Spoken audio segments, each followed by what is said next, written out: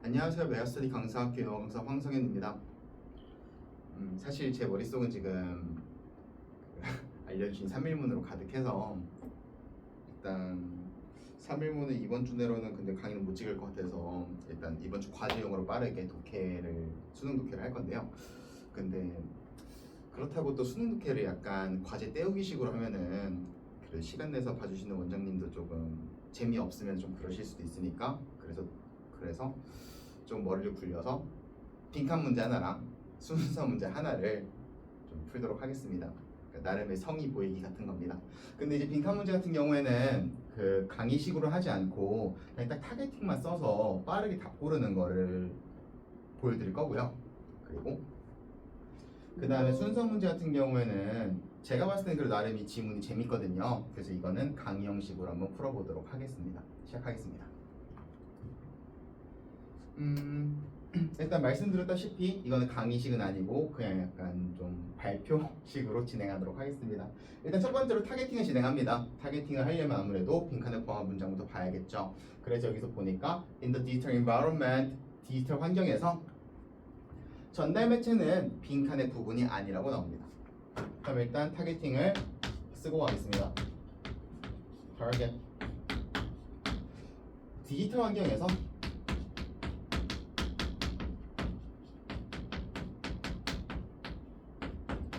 디지털 환경에서 미디엄은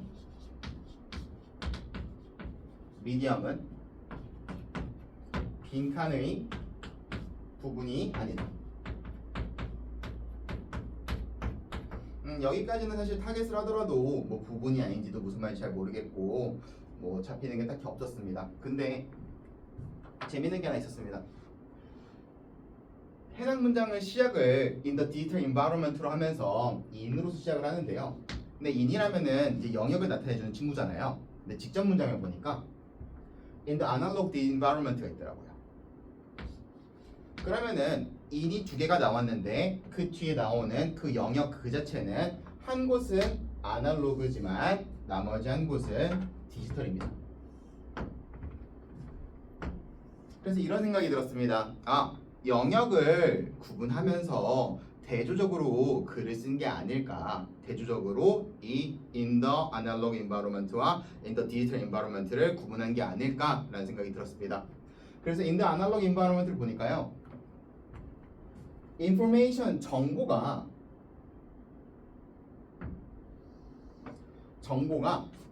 물리적인 전달 매체에 풀 수 없게 고정되어 있다, 묶여 있다, 엮여 있다라고 나옵니다. 아날로그 환경에서는, 즉 아날로그의 영역에서는 정보가 미디엄과 같이 다닙니다. 근데 그 다음 문장에서는 in the digital environment니까 영역이 바뀌었잖아요. 근데 디지털 환경에서는 미디엄이 빈칸의 부분이 아니라고 합니다. 부분이라는 단어를 봤을 때 어떤 거의 부분이면 서로 어느 정도 엮였다고 볼 수 있을 것 같습니다. 근데 not part니까 이 친구는 여기에 있는 fixed와 inextricably fixed와 대조되는 단어라고 봤습니다. 그러면은 영역을 통해 두 문장을 대조적으로 전개한 건 맞지만 이미 그 관계가 대조로서 표현이 되었죠. 그럼 여기 미디엄이 나왔으니까 이 미디엄이라는 친구는 아날로그 환경에 있는 이 미디엄이라는 친구와 같은 친구일 거고, 그리고 fixed 대신 not part가 나왔으니까 이 친구들도 지워줄 거고요.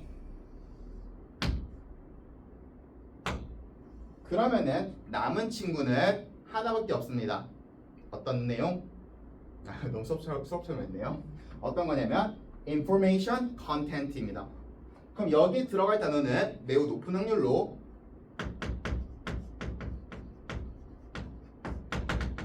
information content겠죠, 그렇죠? 그래서 이걸 갖고 답을 고르러 갑니다.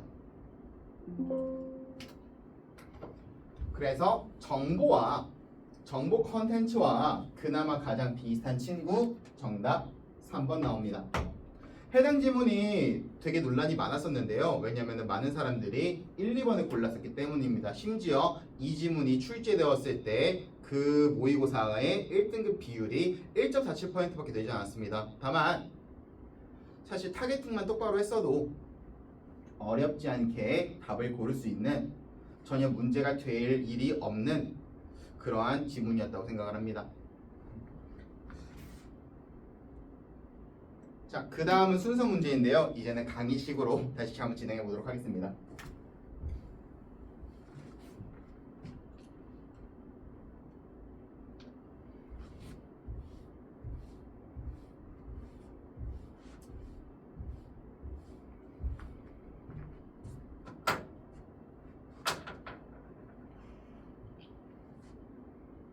일단 상황 설정은 이미 학생들이 저한테 뭐 빈칸 순서 다 배우고 나서 문제풀이하는 그런 상황에 수업할 내용입니다. 진행하겠습니다. 자, 얘들아, 오늘 우리 순서 문제 하나 풀 건데 풀기 전에 잠깐만 쌤 분필 좀 봐봐. 너희 쌤이 예전에 칸트 지문 강의할 때 그 나돌리 A 버들소 B 보여줬던 거 기억나? 그 지문이 어떻게 쓰였었냐면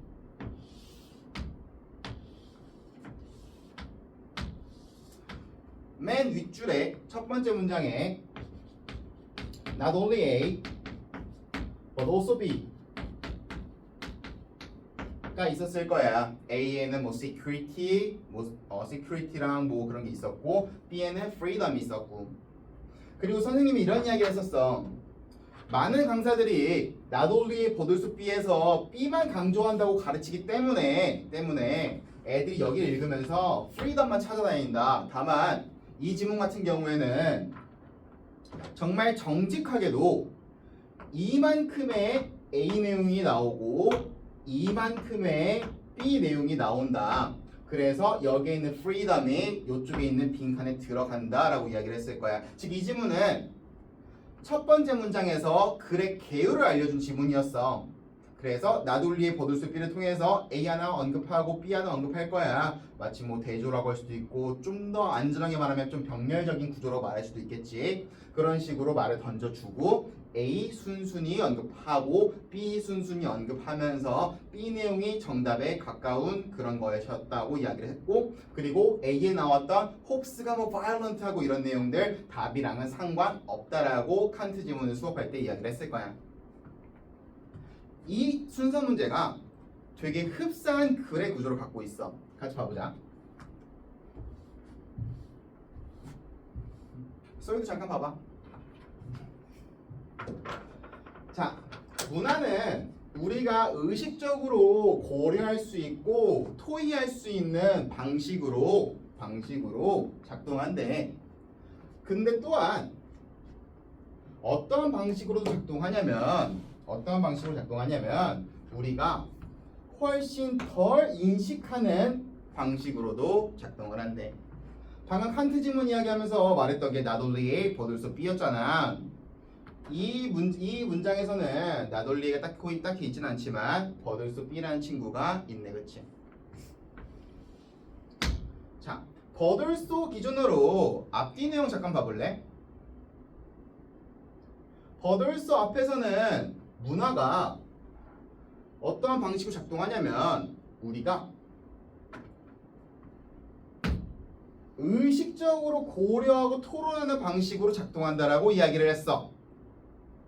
그 다음에 버돌서가 나오면서 무슨 말을 하냐면 이러한 방식으로 작동을 하는데 우리가 별로 인식을 못할 만한 방식으로도 작동을 한다라고 이야기를 했어. 즉 버돌서 기준으로 앞에는 인식을 한다, 뒤에는 인식을 못한다 라는 내용으로 구분이 되고 있어. 그럼 여기서 너희가 순서 문제다 보니까 이제 같은 내용이 같이 다니는 즉 응집성을 보려고 했을 때 너희가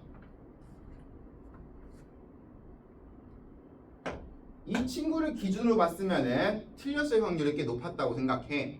왜냐하면은 선생님 칸트 지문에 또 이야기했고 방금도 언급했듯이 not only but also B의 구조를 갖고 있기 때문에 얘를 앞에서 순순히 언급을 하고 그 다음에 얘를 언급할 수도 있기 때문이야. 이해했어?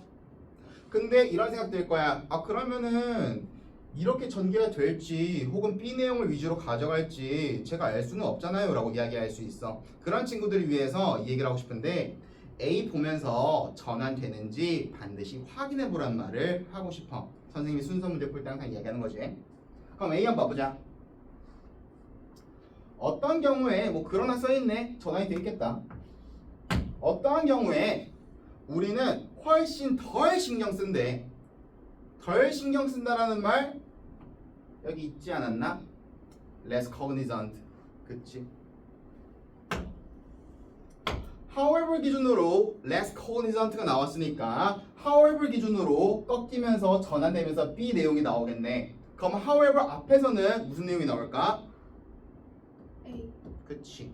그러면 우리 이 친구들 중에서 누가 conscious한지 혹은 뭐 둘 다 그럴 수도 있고 이거를 봐주면은 답을 쉽게 고를 수 있겠네. 그치? B 가보자. 우리가 우리 행동을 이렇게 제한해야 할 때 우리는 형용사 부사 이래서 중요해.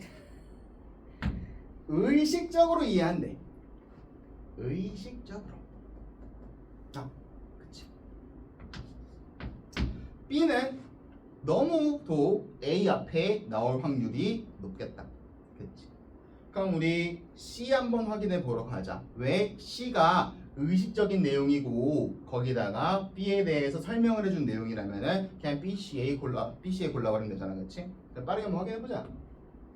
우리는 문화적인 개념을 우리가 스크루드라이버를 선택하는 것처럼 선택한대. 우리가 스크루드라이버를 선택하는 것처럼 문화적인 개념을 선택한다. 무슨 말인지 잘 모르겠어. 가보자. 특정한 직업이 필립스 헤드를 원하고 반면에 다른 애들은 앨런 렌치라는 그런 스크루드라이버들을 원한대. 뭐 둘 중 하나 골라야 된다는 건 알겠는데 와닿지는 않아서 조금만 더 읽어볼게.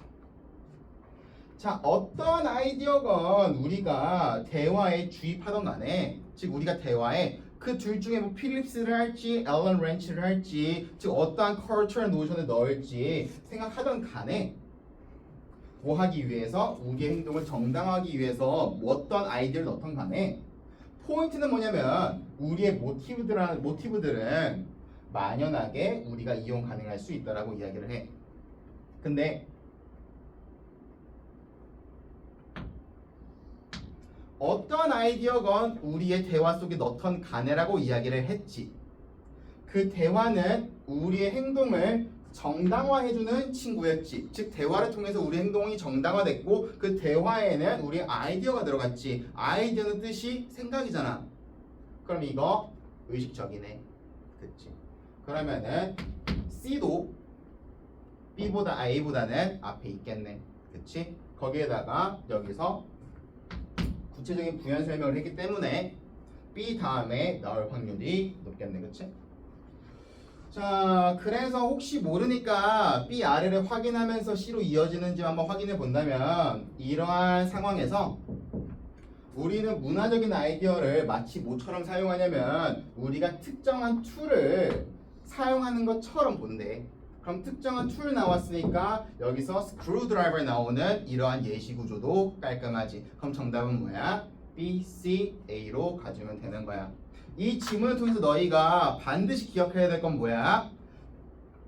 문장 처음에 나돌리의 거둘 속 B처럼 보이는 친구가 나온다면 그렇다면 다시 그릴게. 여기서의 이야기 여기서 B 이야기를 할 수도 있으니까 그렇게 글을 충분히 전개할 수 있고 글의 개요를 위해서 언급한 걸 수도 있으니까 제발 조심해. 알겠지? 어쨌든 이렇게 이 수업 마무리하도록 할게. 고생했고 과제 잘 해오고 다음에 보자. 안녕. 까지입니다.